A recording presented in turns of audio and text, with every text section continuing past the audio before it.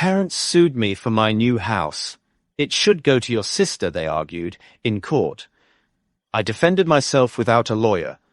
When the judge heard their plan, their case collapsed, and I, 29 male, bought my first house last month after saving for 8 years, and now my parents are literally suing me for it.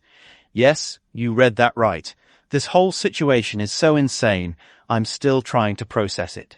Let me give you some background first. I'm the eldest of 2 kids. Started working at 16. Grocery store, pizza delivery, whatever I could get.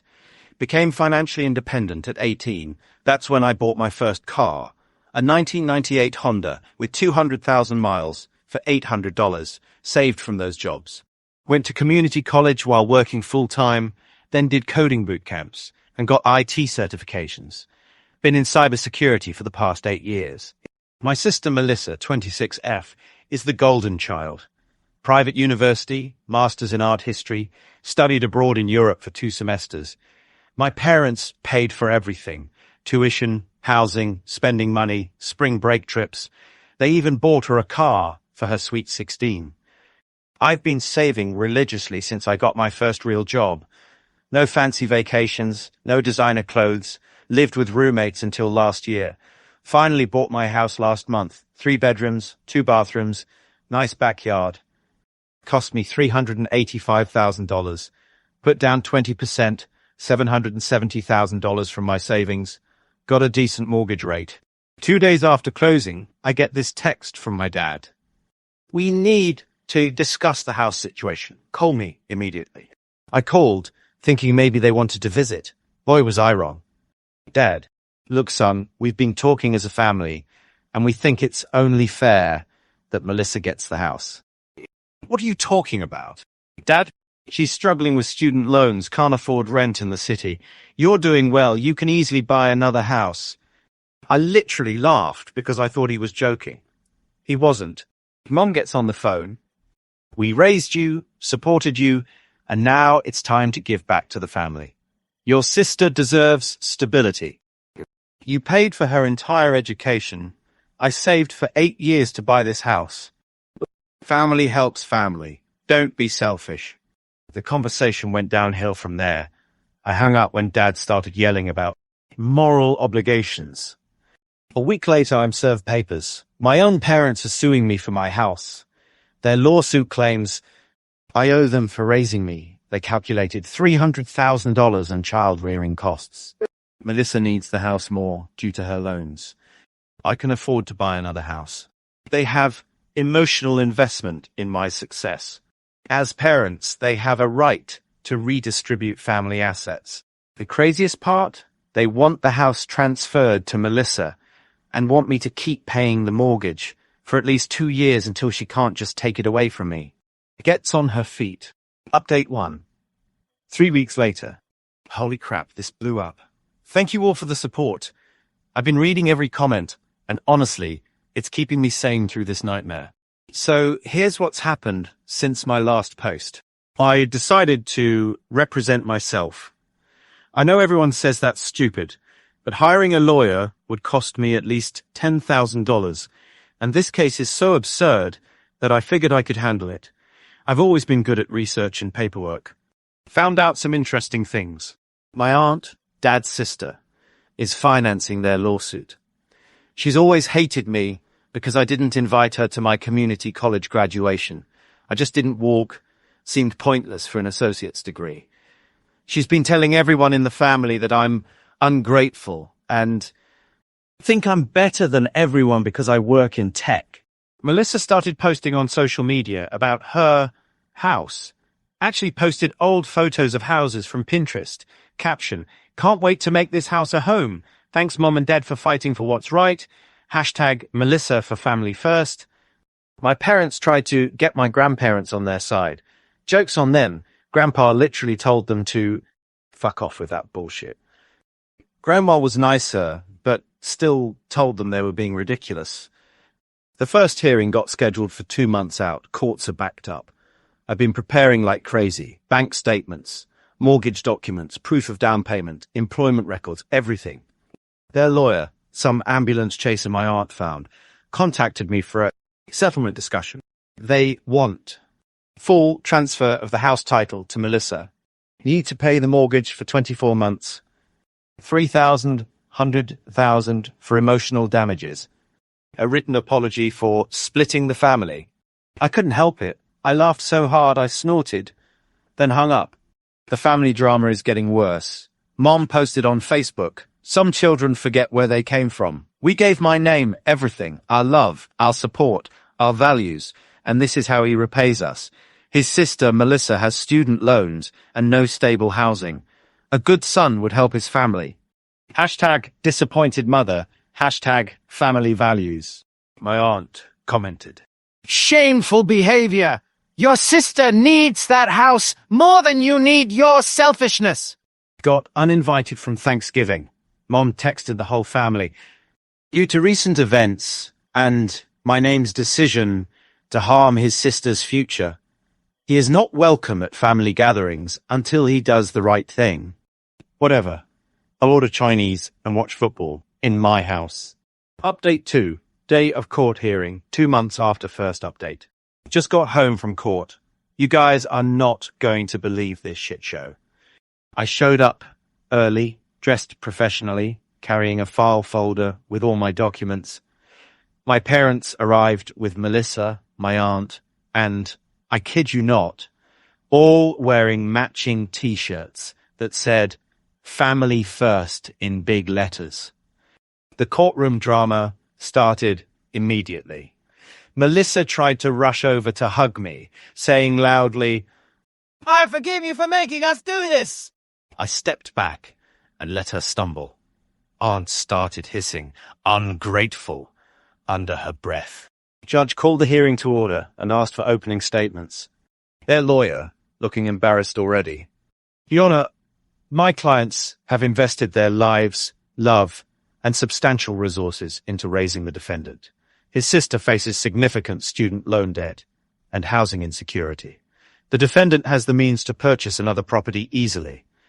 This case is about fundamental family values and supporting those in need. H, can you go and... Your Honor, I bought a house with my own money that I saved for 8 years. I'm the sole person on the mortgage. That's it."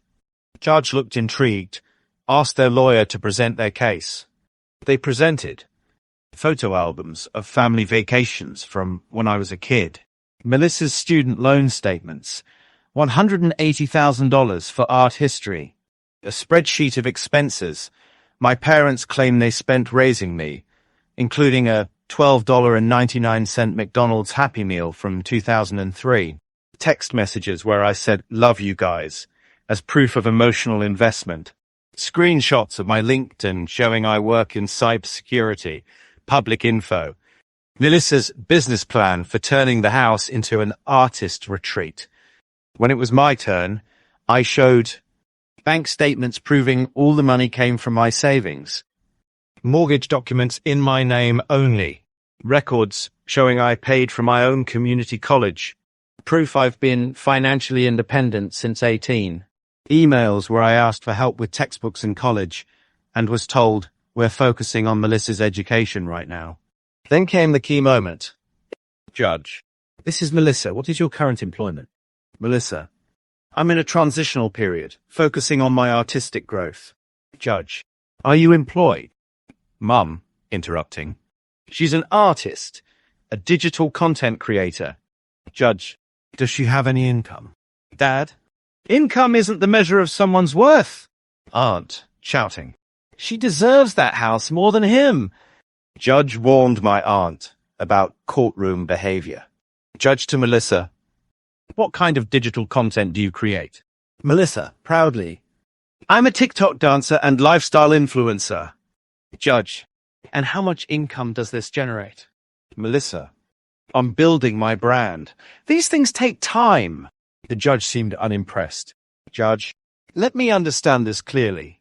You want your son, who has worked and saved for years, to give his house to your daughter, who has no job, no income, and no plans to get either.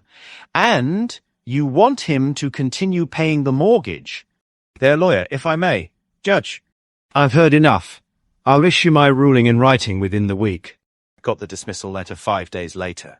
Update 3, the aftermath, 1 week after court. Case dismissed. Judge's exact words. This case lacks any legal merit whatsoever. But the real drama started outside the courthouse. My aunt completely lost it, screaming that I'm dead to the family and will die alone in that house. Melissa fell to her knees on the courthouse steps, wailing, "You've stolen my future." My mum told me I'm no longer her son. Dad said I've destroyed the family. Got home to find my security cameras installed right after I got served papers. Caught some activity. Footage showed Melissa approaching my car, looking around nervously, then leaving without doing anything. Aunt walking up my driveway with a spray paint can, but turning back when my motion lights came on. Filed a police report immediately with the footage. That evening, all hell broke loose on social media. Melissa started a GoFundMe. Help me buy a house after my brother stole my future. Description claimed I manipulated the legal system and abandoned family values. It got reported multiple times and was under review by GoFundMe for misrepresentation. Mum posted in local Facebook groups about my betrayal. Several group admins removed the posts for harassment. My aunt posted vague threats online, but deleted them when people called her out. I documented everything and filed for a restraining order, which takes time to process. Then, the family group chat exploded. My cousin, who never liked Melissa, replied to Mum's sob story. "Didn't you guys pay for Melissa's $200,000 education while my name worked nights to afford community college? Now you want his house too." This started a family debate. Turns out, a lot of relatives were sick of my parents' favoritism, but never spoke up. "Uncle, remember when my name asked for $200 for books and you bought Melissa a MacBook instead?" Other cousin, "Wasn't Melissa's graduation party $15,000, while my name didn't even get a dinner?" Grandpa chimed in. "You two are disgraceful excuses for parents. My name succeeded despite you, not because of you." Update 4. The resolution, 3 months after court.